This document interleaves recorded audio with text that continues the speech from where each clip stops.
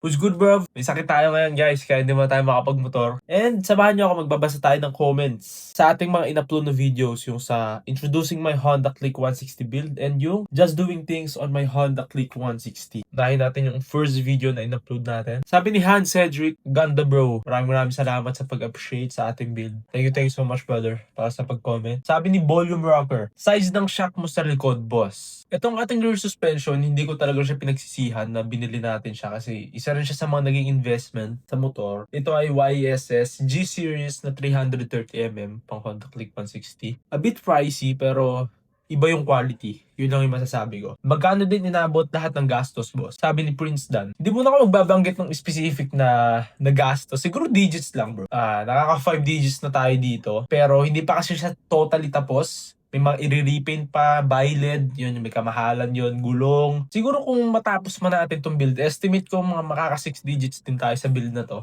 Kasama na lahat dun kasama na lahat dun. And sa ating second video, sobrang na-appreciate ko yung mga comments nyo, guys. Kaya kung may mga tanong kayo, suggestions, may mga gusto kayong sabihin, huwag kayong mahiya, guys, babasahin natin yan. Comment down below. Sabi ni Barnett Andre, more vlog pa quiz. May napanood lamang ako Kapo ko Click 160. Yan, mga ganitong comments, guys, sobrang na-appreciate ko. Ba't ko ba ginagawang mag-vlog? Para ma-market ko yung may mga naka-Honda Click 160 din, mga motorcycle enthusiast. And sabi niya dito, CVT setup reveal and kung ilan yung top speed. About sa top speed, bro, nakaka 110 pa lang ako Alam ko may itataas pa yun, pero so far yun pa lang yung top speed na nagagawa ko. As in, sobrang bilis na nun para sa akin. Nalulula na ako sa sobrang bilis. Hindi rin kasi ako fan ng top speed. Wala rin naman tayong place dito para mag-try ng ita-top speed natin kasi high risk, no reward kasi yung top speed, guys. And kung gagawin nyo man siya, siguro sa track nyo lang siya gawin or sure kayo na wala talagang madadami na iba if ever man na may mangyari. Pero kasi, hindi talaga ako fan ng speed, guys. Hindi ako fan ng speed. Looks lang talaga tayo. Alam yun, safe lang, takbong pogi lang. CVT setup reveal. So mga bro, CVT setup, sabi ko naman sa inyo, nung inintroduce ko tong Honda Click 160 build natin, is may mga kulang pa talaga, kagaya nitong CVT set. And wala rin siguro kung plano pa na mag CVT set. Pero let's see. Mali naman natin mag-iba yung mga ating gusto in the future. So, thank you sa mga nag-comment, mga bro. Kung may mga gusto ko yung sabihin, huwag kayong mahiya, guys. Just comment down below. Babasahin natin yan sa mga next videos natin. And maraming salamat sa mga nanood. Kaya today, bagong gupit tayo. Samahan nyo ako. Maglilinis tayo ng ating Honda Click 160. Bibigyan natin siya ng napaka-detail na linis. It's good, mga bros. Samahan nyo ako. Bibigyan natin ng napakagandang detailed na linis. Itong ating Honda Click 160.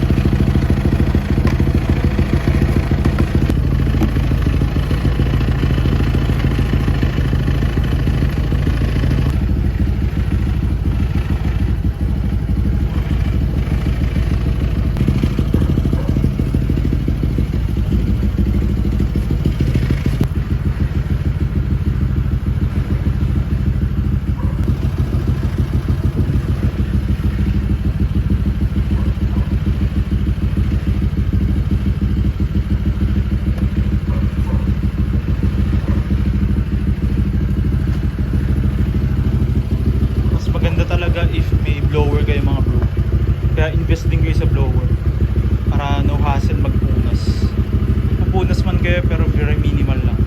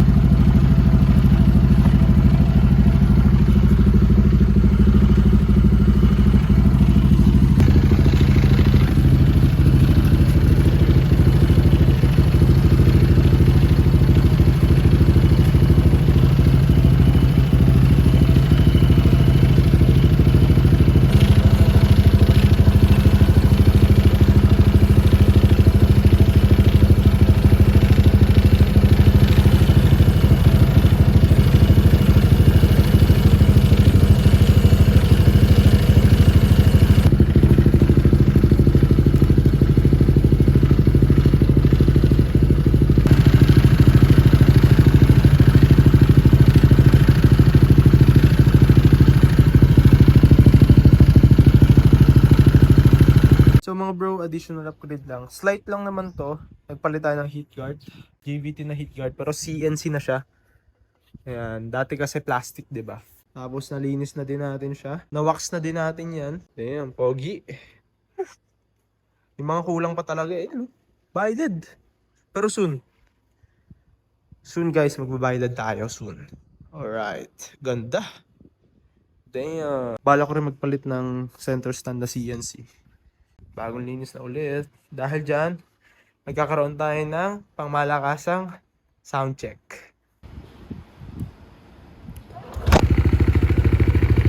Alright, sound check. May mga lumalagutong lang doon dito. I think sa U-back siya sa screw. May mga maluluwag pa na screws pero titignan natin if magagawa natin siya ng ayos.